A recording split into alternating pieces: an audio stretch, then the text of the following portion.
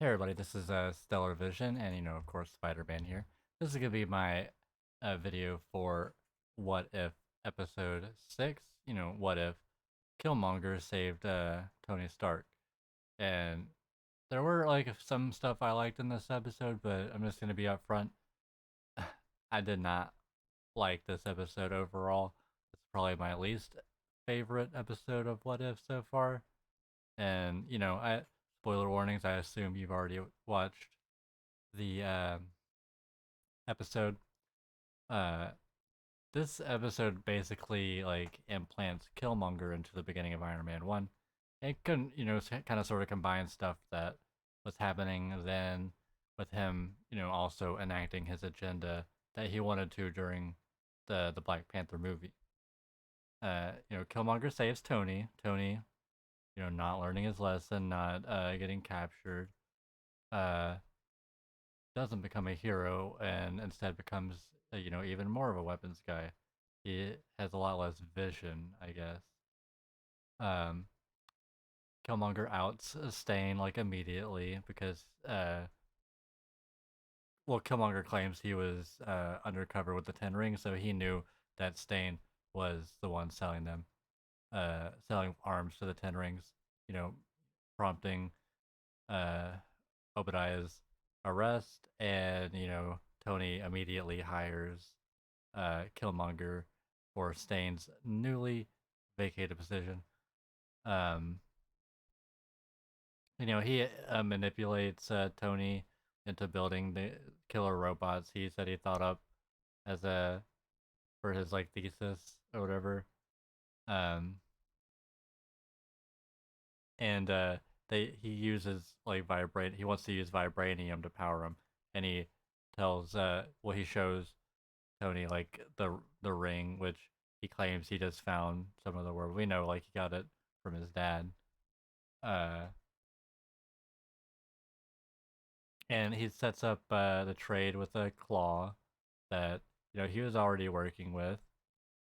Um, and they send Rhodey to do the trade because I guess because he's in the military, he's like a neutral individual. I guess I don't really see the logic behind that either.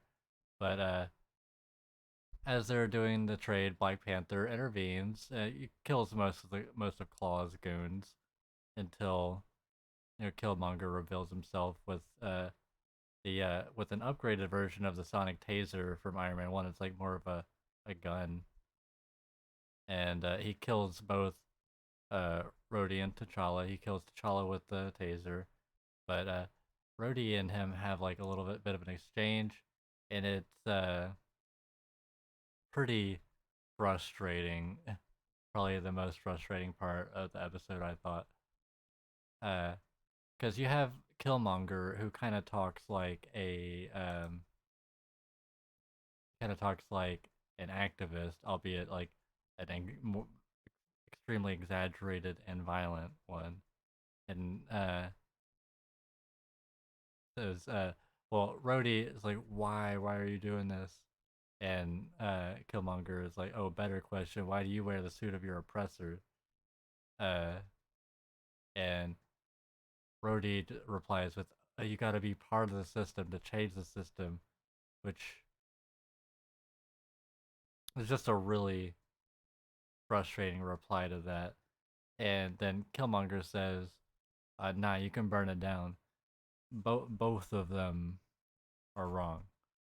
Uh, but I guess we can't expect two guys with war and kill in their respective nicknames to have good takes.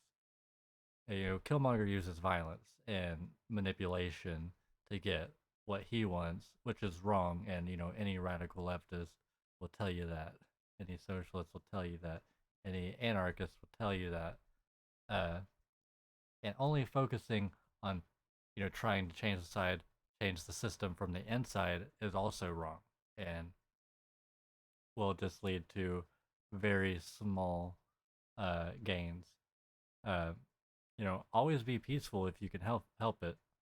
Be kind to people. Of course, use a system that use the tools that the system gives us to enact change, like voting, etc., but also be willing to do direct action and demand that send the system bend to our will through rebelling and protest, but always peaceful if you can help it. Uh, Killmonger just kills whoever's in his way, and it's just people might like associate what things that he's saying with like what activists and stuff say because he says stuff that's similar. Um, anyway, Tony saw what happened, like him killing Black Panther and Rhodey through Jarvis. Um, Six robot on Killmonger whenever he gets back, and uh, we get like the fight scene between Killmonger and the robot is pretty cool, but Killmonger takes it out pretty easily, and kills Tony. He hits him in the shoulder with the spear, which kind of seemed weird that Tony would die from that like as fast as he did, but maybe there's like a vital, cluster of uh, arteries or something that I don't know about. I'm not a doctor or anything. Uh, um, but he blames everything on Wakanda, Rhodey's death, Tony's death, um, and you know, Thunderbolt Ross like buys it. Like he wants to go to war. Like he's such a bad dude. uh, so they build the robots, and they go to Wakanda, uh, with the army of robots, and he sneaks in. He gets Klaw to show him like a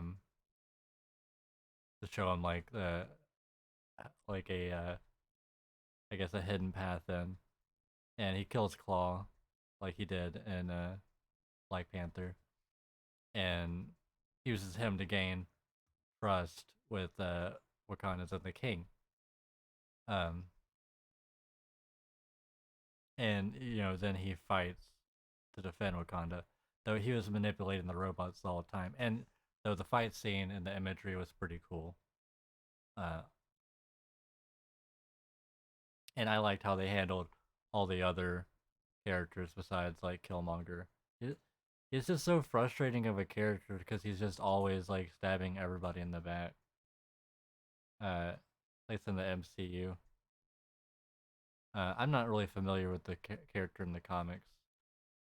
Um, so he wins and becomes Black Panther, but Shuri figured out the truth like she would, and the last scene we see is her meeting Pepper Potts to plan on how they are going to defeat him.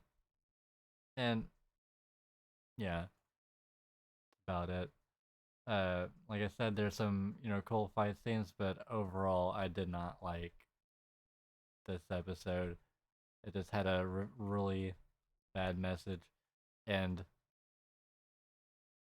I guess like the what if stories tend to be downers. They tend to end with bad ends, but like this was just like bad.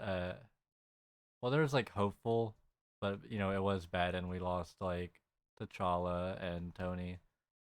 Um, but maybe they could take him out later somehow. I think this next episode is supposed to be like uh the drunk Thor or the boastful Thor or whatever you want to call him. It'll probably be good. Chris Hemsworth is coming back for the role. Well, he's reprising the role for the What If series. I mean, but I think the premise is like, what if he was never unworthy? Like, what if he was just immediately able to get his hammer back after being sent to Earth? And I think that'll be an interesting story. I don't know what direction they're gonna go with that, and we should be getting close to like the whole multiverse Avengers thing. So, yeah, super excited about that. Didn't like this episode, but that doesn't mean the whole series is bad. I certainly liked every other episode so far, and yeah, hope everybody has a stellar night.